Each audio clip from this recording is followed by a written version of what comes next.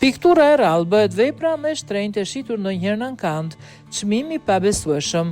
Një pikturë e rrallë e mjeshtrit austriak Gustav Klimt ka thyer çdo rekord duke u shitur për mbi $200 milion dhe u shpall vepra moderne më e shitur e shtrenjtë ndonjëherë në ankand. Piktura portreti Elisabeth Lederer u shit për $236.4 milion duke shkaktuar duartrokitje abi gjatë një gare 20 minutëshe mes blerësve.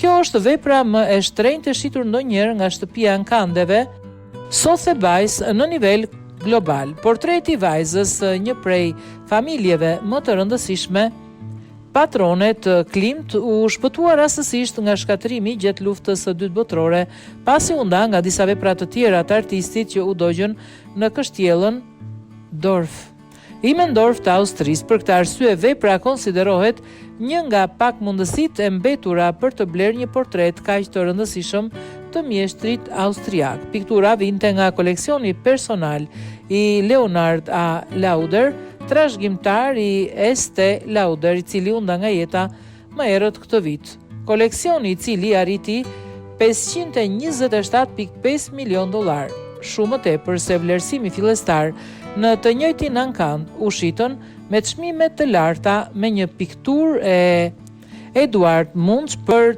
$35.1 milion dhe një peizazh tjetër i Klimt për $86 milion.